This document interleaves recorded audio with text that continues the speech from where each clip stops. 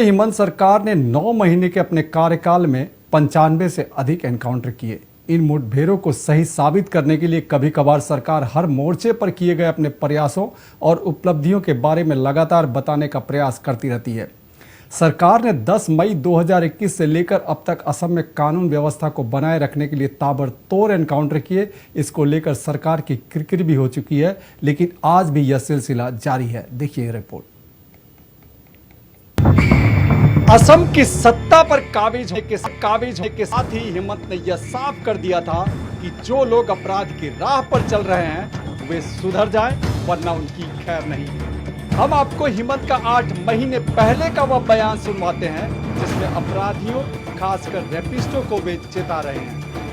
जोने रेप करे, स्वालिक जोने धर्षण करे, तार जाति जी নহক किय तार লগত কোনো ধৰণৰ স্পেয়াৰ নহয়।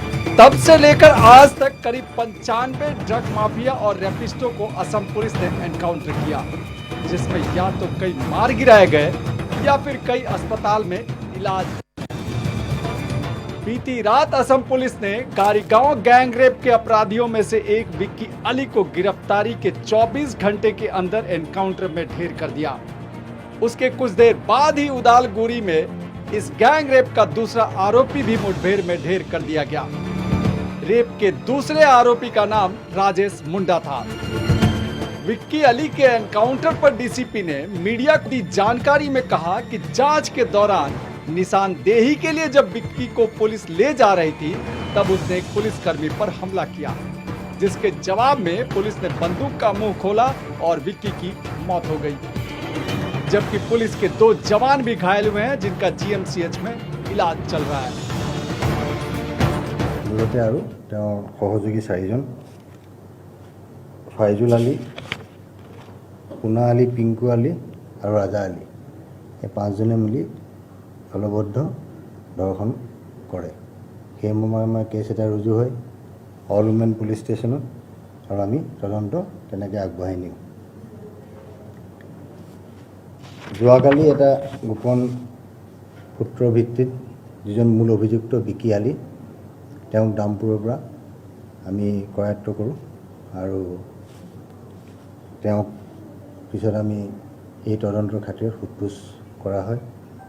তেওঁ বিভিন্ন ঘটনাত জড়িত ব্যক্তিসকলৰ সন্ধানৰ ক্ষেত্ৰত আমাক বিভিন্ন জেগাত লৈ যায়। এটা টিম গঠন কৰি দিয়া হয়, টিমটো বিভিন্ন জেগাত লৈ যায় আৰু ঠিক তেওঁ এটা সময়ত ৰাতিলৈ গড়ভঙ্গা এৰিয়াৰ অসম মেঘালয় সীমান্তৱৰ্তী এৰিয়া তাত তেওঁ বাকী অভিযুক্তসকল সীমান্তৱৰ্তী অঞ্চলত আছে বুলি আমাক তালৈ লৈ যায়। টিমটোক লৈ যাওঁতে এটা জেগাত টিমটোক ৰখাই আগবাঢ়ি যাবলৈ সকলোকে কয়। তো নামি আগবাঢ়ি যাওঁতে টিমটোত থকা অল উমেন পুলিচ ষ্টেচনৰ ভাৰপ্ৰাপ্ত বিষয়া টিংকল গোস্বামীৰ চাৰ্ভিচেবল পদটো কাঢ়ি পলায়নৰ চেষ্টা কৰে আৰু 2 জাই গুলি আমাৰ টিমটোৰ ফালে মাৰে।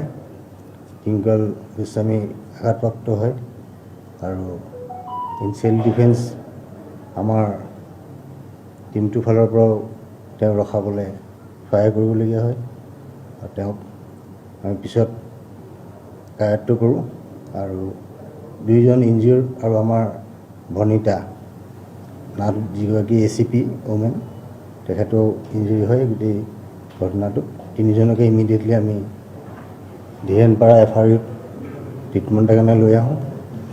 তাৰপৰা তেওঁলোকক জিএমচিএচলৈ প্ৰেৰণ কৰে আৰু জিএমচিএচত বিকি আলীক মৃত ঘোষণা কৰে।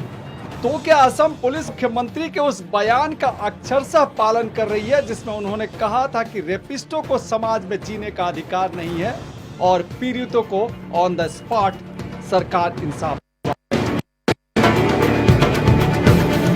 रेप करे, स्वालिक जोने धर्षण करे, तार जाति जी নহক किय तार লগত কোনো ধৰণৰ স্পেয়াৰ নহয়। हेमंत सरकार पर ऐसे एनकाउंटर पर कांग्रेस की ओर से देवव्रत सैकिया ने कहा कि सरकार किसी का दोष साबित होने से पहले अपना फैसला सुना रही है, जो कि गलत है। किसी को भी कानून हाथ में लेने का अधिकार नहीं है। সেই সময়ত যোৱাকালি পুনৰ এনকাউণ্টাৰ হৈছে আৰু ডিউ প্ৰচেছ অফ লট হ'ব যেতিয়া তেওঁ এজন দোষী নে নিৰ্দোষী সেইটো বিচাৰ কৰাৰ দায়িত্ব ন্যায়পালিকাৰ।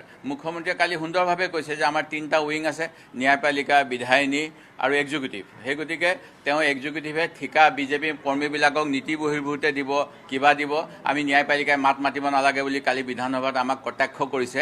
কিন্তু তেখেতে কাৰ্যকৰী হৈ পেলাই কিয় ন্যায়পালিকাৰ ক্ষেত্ৰত হস্তক্ষেপ কৰিছে, কোন দোষী কোন নিৰ্দোষী সেইখিনি ন্যায়পালিকাই ক'ব পাৰে, সেইখিনি পুলিচে ক'ব নোৱাৰে। আৰু এনেকুৱা ঘটনা অসমত বাৰম্বাৰ হৈ আহিছে, যেটো দুৰ্ভাগ্যজনক।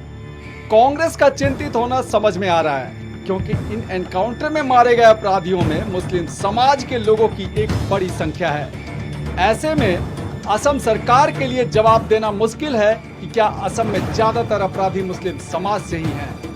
हालांकि इन सभी मरने वाले अपराधियों का रिकॉर्ड बताता है कि इनकी करतूतों से समाज में इनके लिए घृणा थी।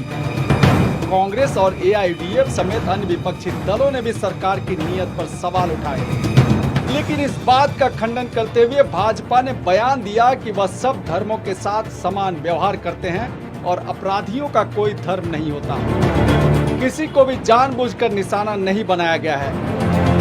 आने वाले दिनों में सरकार और उसके नुमाइंदों को तो इन एनकाउंटरों का जवाब और हिसाब तो देना ही पड़ेगा। Any news bureau.